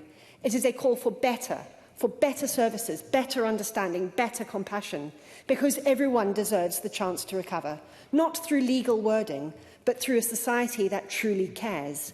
We reiterate our commitment to play our full part to ensure we create that caring society. Thank you. Thank you, Ms Chapman. I now call on Paul Sweeney to close on behalf of Scottish Labour. Up to 6 minutes, please. Thank you, Deputy Presiding Officer. And I wish to extend my compliments to Mr Ross on his work on development of this bill in concert with particularly Anne-Marie Ward and Stephen Wishart. And I know they've been working very hard on this over a number of years in this parliamentary session. I remember when I was first elected to Parliament, in the UK Parliament 2017, but soon after that we had a debate in the House of Commons on this very issue. And there was division at that time about the efficacy of certain interventions, but I think over time we have been learning in a school of negative learning in Scotland, unfortunately, about what we need to do to make a positive difference to save people's lives, preserve life and enhance life. And I think lots of us today have expressed personal experience of addiction and the pernicious effects it has on families. If you're from a working class family in the west of Scotland, the impacts run deep, and it's affected my own family. I've had relatives who have suffered premature death because of alcohol addiction, tobacco addiction, and others have spoken about their own personal experiences quite powerfully. But even I, after election to represent the north east of Glasgow in 2017, couldn't comprehend the sheer scale of the drugs deaths emergency that was confronting my constituents at that time. And this happened in the context of the government having cut £50 million from addiction services in this country over the previous 5 years before I was elected, and compounding it by almost prohibiting the routine prescribing of benzodiazepines through primary care practitioners. This was a combination that was catastrophic, Deputy Presiding Officer. It structurally shifted Scotland's profile of drug-related deaths to the worst in Europe, and that has been a persistent structural catastrophe for this country over the last decade. Even last year, there were still 1,017 drug-related deaths, and then since the government announced the national emergency, we've had over 6,000 deaths, preventable deaths. So it's incumbent on all of us to understand what we can do together with a purpose that is unified to stop this as much as we can. And every circumstance will be different, but they are often related. I remember meeting Anne-Marie Ward for the first time in 2019 in the Postle Point Community Centre, along with Peter Crichton, who also met for the first time at that event, and discussing the catastrophic drug-related deaths in the city and what needed to be done. And it was clear that everything needed to be done. Everything that was useful and had an evidence-backed approach needed to be done. And that is where I resolved with Mr Crichton at that time to support his work in opening an unsanctioned overdose prevention centre in Glasgow. And in doing that, it helped save 9 people's lives. There was 9 overdoses reversed, 900 injections supervised, and of course in that period I was able to build consensus, I think, with Mr Ross and others in the chamber about the need to at least test the efficacy of that. And indeed the official pilot has already demonstrated that 60 medical emergencies encountered so far in its operation have resulted in lives being preserved. So it's one thing to preserve life, but it's another thing to allow people to have a reason to live. And often those encounters can be instrumental. That's why it's important we stay unified, that there's a role for harm reduction measures, but it has to be augmented and reinforced by a pathway to recovery, because it's in no one's interests to sustain addiction a minute longer than is necessary. We must provide people who are able and willing and have the capacity to do so to find a way out of addiction. But first and foremost, you need to preserve life. I'm happy to give way to Ms Wells. Annie Wells. Thank you, Presiding Officer. And I respect Paul Sweeney for what he's saying and stuff like that, and for the work he's done. But would Mr Sweeney agree with me that if we don't get one person to recovery from the Thistle Centre, then we aren't doing enough? Because I understand not everyone's journey is the same, but surely there should be one person on a recovery path from the Thistle Centre. Paul Sweeney. I think it's an important point that Ms Wells says, and it reflects the point that Mr Mara made, my colleague from Dundee, that we must meet people where they are at, without judgment and without setting tests that they are doomed to fail. Too often the system becomes more important than the person's needs, and we need to build a system that reflects the needs of the individual and not set tests they are doomed to fail. I recall on the overdose prevention pilot that I worked on as a volunteer that there was a young lady who came to that service and overdosed. She was a young woman who was involved in exploitative sex work. She had fled from a care setting because she was suffering from sexual abuse. She was sleeping rough in the city. She was terrified of accessing services, but it was through that initial conversation, that small act of love and compassion of giving someone a warm drink and having some conversation, even though she overdosed, her life was saved. But she resolved through conversation and interaction to seek the help she needed, and she was then referred into rehabilitation. She is now thriving. She's now doing really well. That's an example of what we can achieve. There have already been some referrals, but it's certainly early days for that pilot. I would like to see a much more robust approach. We know that in the most recent survey of alcohol and drug partnerships, every single one reported barriers to residential rehab. That can be catastrophic. It can be deadly if the timely intervention isn't available. Deputy Presiding Officer, I was in Copenhagen, where the overdose prevention facilities operate in concert in the same neighbourhood with residential rehabilitation. You can be referred into residential rehab within 5 minutes of expressing that being an appropriate course of action. We don't have that facility in Glasgow right now.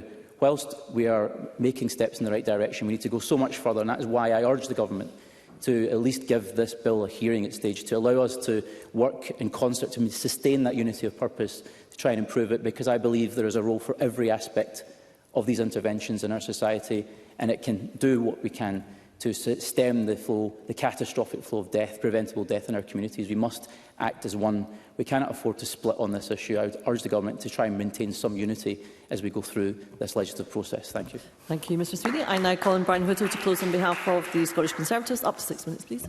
Thank you, Presiding Officer. And as I rise to close this debate on behalf of the Scottish Conservatives, before I get into the main body of my speech, I have to say that I sit on the Health and Social Care and Sport Committee, and I am concerned that some members in here have skewed the report to fit a Scottish Government narrative.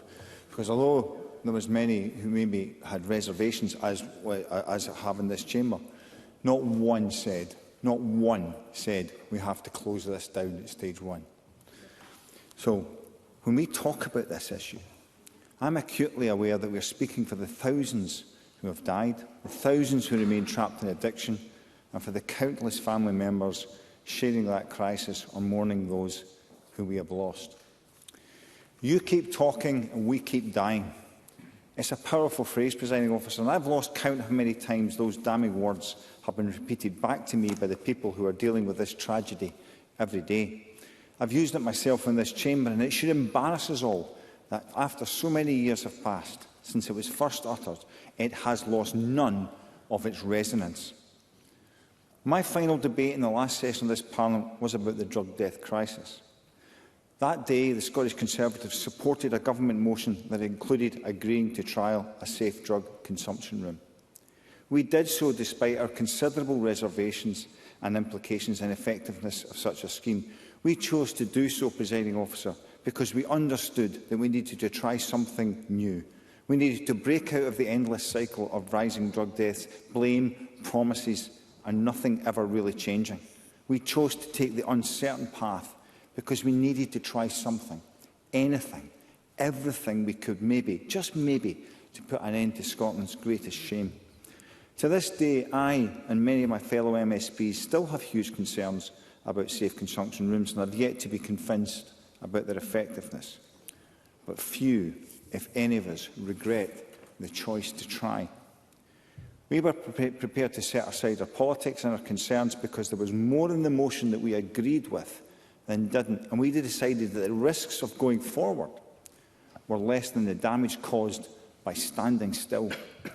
Today, it's not clear how far forward we have come. Drug deaths remain stubbornly high, addiction remains stubbornly high, and the limited data coming from the Thistle is hardly transformational. What the Scottish Government have done, what this Parliament has pushed for so far, has fallen way short.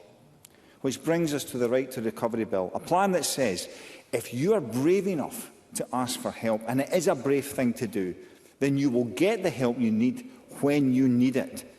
I can only imagine the feelings, Presiding Officer, of summing up the courage and the strength and the humility to ask for help only to be told that it isn't there, or at least it won't be there for weeks or for months or for longer. How must that wait feel? To be desperate for help and know by the time it arrives you might no longer be ready or able to accept it. If that happens to you once, how likely is it you're willing to ever ask for help again?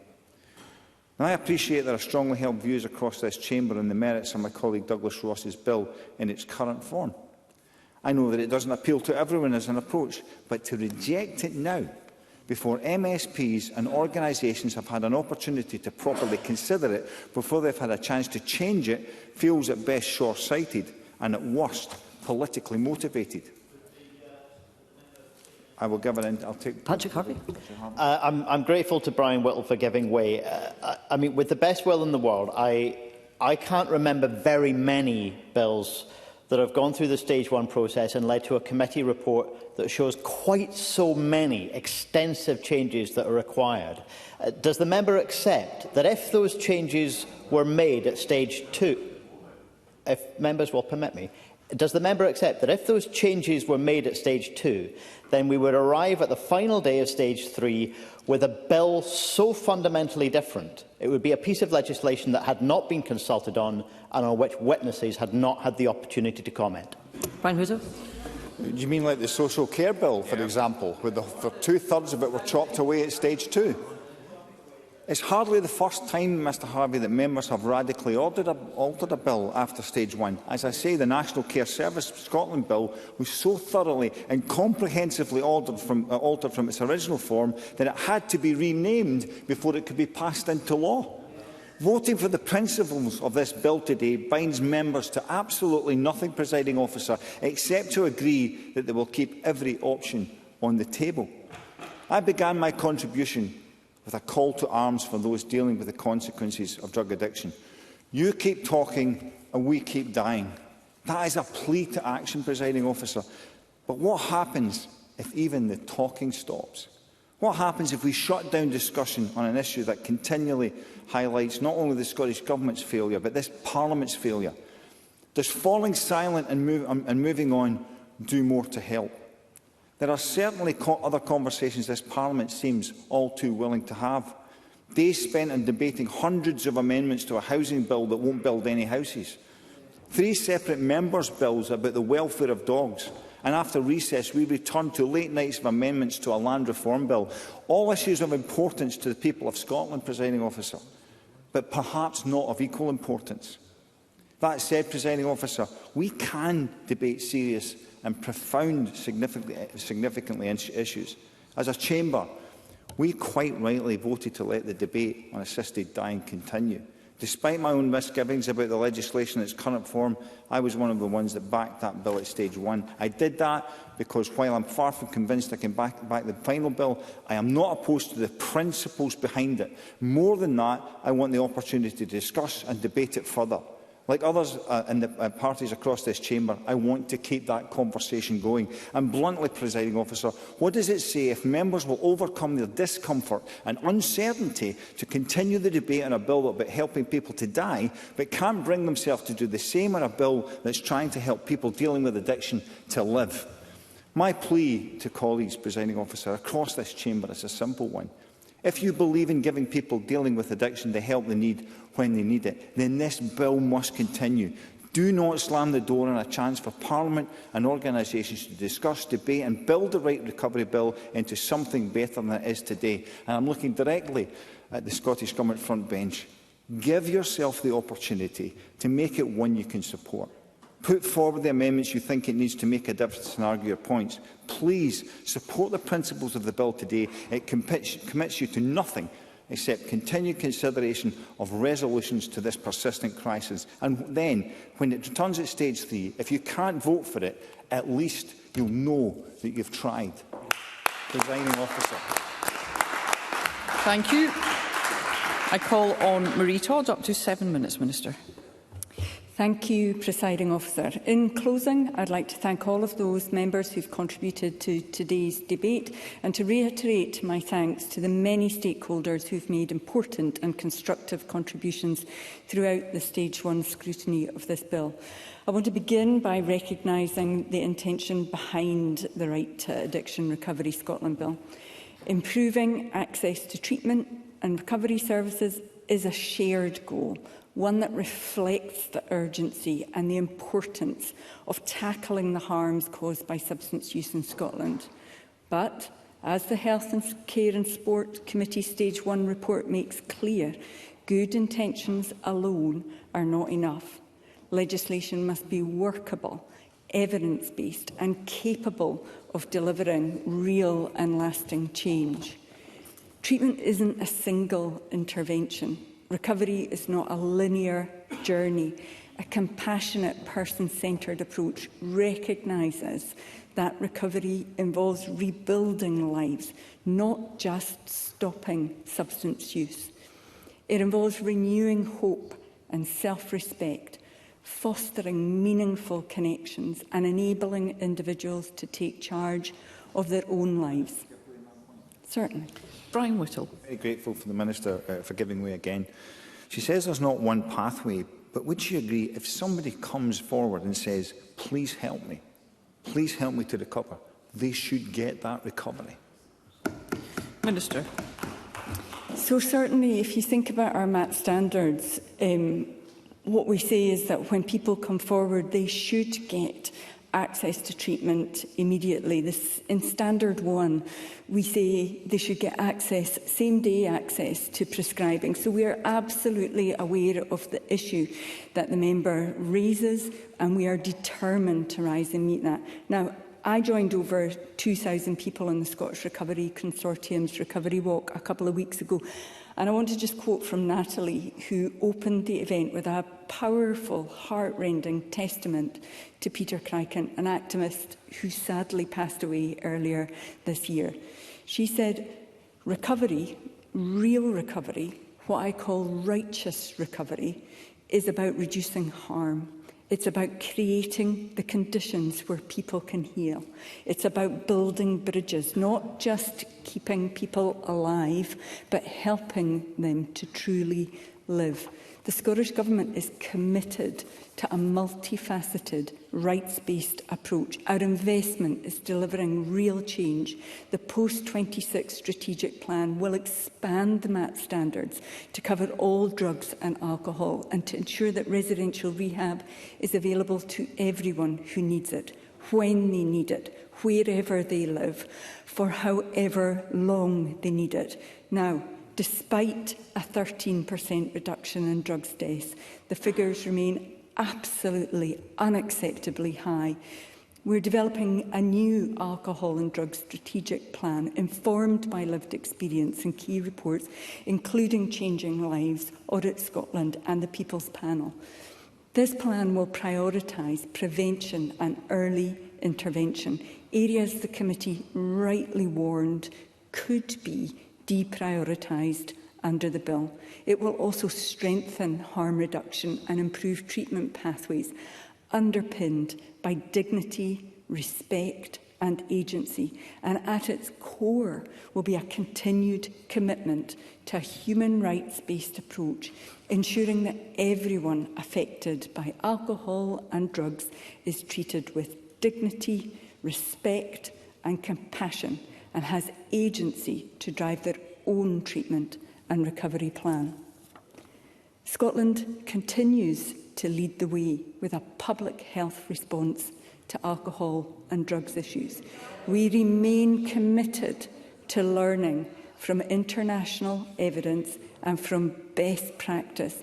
It's our intention that the funding will be maintained to support the delivery of the new strategic plan. And I'll take the intervention from Annie Wells.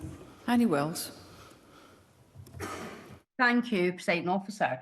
Can I ask the Minister what she'll say to the gentleman from Carlton who says there's no hope, I've tried to get treatment and I just get sent away, put on methadone or onto an extra script? And he is asking, like so many others, as why am I being left behind? So can the Minister explain this to this gentleman? Minister. So I can reiterate to that gentleman that we have increased, if residential rehab is what that gentleman is seeking, we have increased the level of residential rehab. We have invested £38 million in building more facilities and increasing the bed capacity nationally. We are on target for our 1,000 funded places per year. We are dramatically improving. Just this week, I spoke about the additional placement fund that Rona Mackay mentioned in her contribution. That's a flexible pot of funding which supports ADPs when they have exhausted their money pot.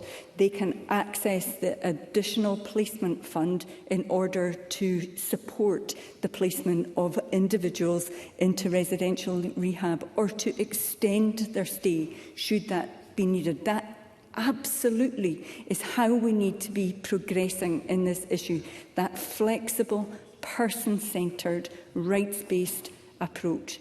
Now, as we approach the end of the national mission, we are continuing to work with stakeholders, including those with lived and living experience, and to develop our future strategy built on what works and responding to what's needed.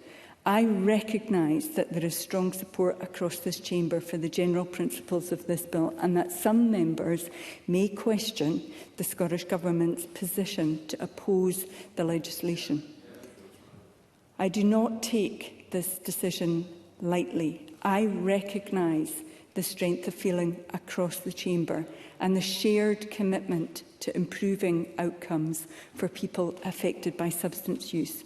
But our responsibility is to ensure that any legislative change is not only well-intentioned, but also workable, evidence-based and capable of delivering real and lasting impact. That is the path that we are committed to.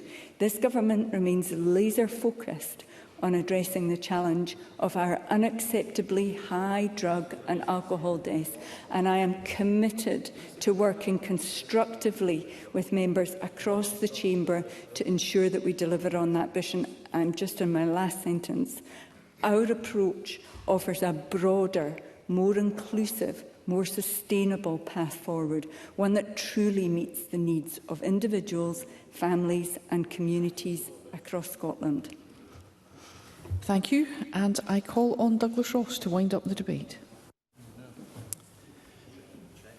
This is a dark day for the Scottish Parliament. I can't think of another way to sum up this debate. It's been a depressing afternoon, although one with small moments of pride for me. I couldn't have been more proud to sit on these Scottish Conservative benches to listen to Annie Wells, Sue Webber and Brian Whittle, to give speeches that were impassioned, informed, caring about individuals in their constituencies and regions and wanting to do better. And that was matched by Jackie Bailey, Alex Cole-Hamilton, Michael Mara, Graham Simpson and Paul Sweeney. I can't pick a single speech from the SNP or Green benches that I could in any way say was positive in trying to sum up a debate about a bill that could save lives. There's not one. I think that's a shame. And I think in days or weeks or maybe years to come, SNP and Green members will look back on this debate and regret what they've done. They will regret toeing the party line over an issue of such importance as people's lives. This doesn't come along every day. We don't get many opportunities as backbenchers to take forward legislation that's got overwhelming public support, that's drafted by frontline experts, that will save people's lives. We've got one opportunity this afternoon to keep that conversation going, to keep that discussion going. And I say to SNP and Green members right now, we've not pressed our buttons on the votes yet. There is still an opportunity, even for the government, to change the position and say they've listened to the debate, that maybe this issue, this one is worthy to consider at the time of the debate, not coming in here with a pre-arranged decision. This is the one where we can show this Parliament can be reflective of all voices, and a Parliament that can have a government that will listen to all sides and simply allow a slightly longer debate on such an important issue. I'll give way to Patrick Harvie. Patrick Harvie. I'm grateful to Douglas Ross for giving way, and I do recognise the sincerity with which he speaks. But does he accept that this is not as simple as he is presenting it, as though this is a bill that, because its intentions are good, will necessarily work? Does he acknowledge, for example, the submission that we've all received from, in his words, frontline experts, Turning Point Scotland, who have raised the possibility that this is not just a bill that requires improvement, this is a bill that could have harmful, unintended consequences by increasing the risk of relapse? Douglas Ross. When I speak about frontline experts, I speak about the people who drafted this bill, the people day in, day out that see the problems in Glasgow, in Edinburgh, in Aberdeen, in Inverness, in Dundee, and want to see something happen about it. The ones I have more suspicion about are the ones that are funded by the Scottish Government, the ones whose job relies on their funding from nationalist ministers. They're never going to be in favour of this. So when they get invited to the Health Committee, they will give critical evidence. They will say, do not progress with this bill. But it's up to us, the democratically elected MSPs in this chamber, to say, actually, we can consider your views, but we need to listen more. We need to debate more, and we need to discuss more. Because make no doubt in your minds that if members vote against this tonight, this is shutting off, contrary to what Maggie Chapman thinks, the final legislative opportunity to deal with this issue in this session. And, Presiding Officer, I believe we have to. Drug deaths have more than doubled in 10 years and are 15 times higher than in our most deprived and our least deprived communities. And I'll give way to Russell Finlay. Russell Finlay. Forgive me. Some SNP members have talked about not wanting to stigmatise drug addicts. We've heard that word a lot this afternoon. Does Douglas Ross agree with me that suffering from apparent stigma is much more preferable to being killed by drugs? Douglas Ross. It is. People are dying. As I said in my opening remarks, while we have been sat here today, 6 more Scots have died. By the end of today, 6. Tomorrow, another 6. Over the weekend, a dozen. Do SNP and Green members not care about that? The issues about stigma that Emma Harper was speaking about were addressed at committee. She may not agree, but they were raised and addressed at committee. But surely the fundamental thing is to save lives. And we have that opportunity to do that today. I was mentioning drug deaths doubled in 10 years. Alcohol deaths at the highest level since 2008. 4 times higher in our most than our least deprived communities. For 7 straight years. 7 straight years. Scotland has been the drug death capital, not just of the United Kingdom, but of Europe. It is embarrassing, and it is time something was done about it. This is the time. We have an opportunity to do something about it. This is a crisis made in Scotland and one that can be fixed here in Scotland, but not if we don't have willing participants in the government. And I'm sorry, I listened to Marie Todd in both her opening and her closing remarks to say, get behind the government, we'll keep doing this, we'll do that. This is a government that took its eye off the ball. Not my words, but the leader of that government. This is a government that has presided year after year after year over record drug and alcohol deaths. This is a government that we shouldn't be following. This is a government we have to change course. And that's what this bill seeks to do. We cannot continue to do the same thing over and over again and expect different results. And this comes down to people. Real lives lost and affected across Scotland. So if I can't convince SNP and Green members, maybe Deborah can. Deborah, 34, struggled with addiction for over a decade. She was facing sentencing for shoplifting, a crime she committed to pay for her addiction. At her drug treatment and testing order assessment, she begged to be put into rehab as she didn't want to continue with methadone treatment. Her lawyer argued for her request, but it was rejected as out of scope by her DDTO officer and she was put back onto methadone. Deborah died of an overdose just a few months later. So I'm going to ask any SNP and Green member to stand up and intervene if they think Deborah's case doesn't deserve us to consider this legislation just for a few weeks or months longer. Deborah deserves more time. You know that. I know that. We all know that. If not Deborah, what about Liam? 21. He had a history of childhood trauma, homelessness and severe mental health issues.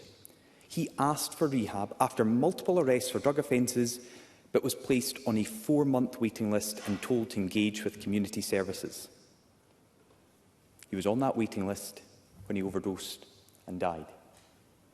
So I'll ask again, does any SNP or Green member want to intervene and say they are correct tonight to vote down this legislation at this stage and Liam's case doesn't deserve or warrant further discussion? So if SNP and Green members don't, why vote for what the government are asking you to vote for tonight? Why not give this bill a chance? Just a little bit longer. We might, as Brian Whittle said, come back here at stage 3 and say, nope, you've not made the changes, it's not been improved, there are still issues that stakeholders and frontline experts have issue with. But surely that is a better position to be in. That is a more defendable position than shutting this down today, here and now. I will give way to Paul Sweeney. The member must begin to conclude. Thank the member for making a very powerful speech in this regard, but I note that the Law Society of Scotland's recommendations only pertain to changes to section 1, 2, 3 and 5 of the bill, and there's 11 sections of the bill. Surely it can be amended, it's eminently amendable, and there's ways to do that in the next stage. In conclusion, Mr Ross. In conclusion, it is amendable. It's entirely amendable, as Paul Sweeney says. And that's a simple choice we have. Do we want to give this bill a chance to make these amendments and to come back and see if we can agree with this bill or not?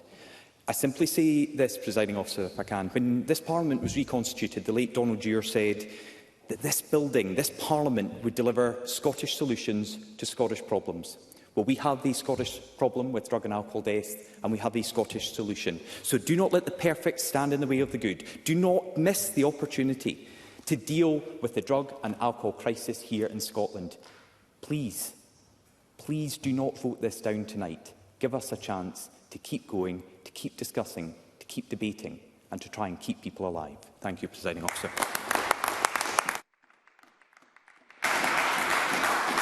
Thank you. That concludes the debate on the Right to Addiction Recovery Scotland Bill at stage 1.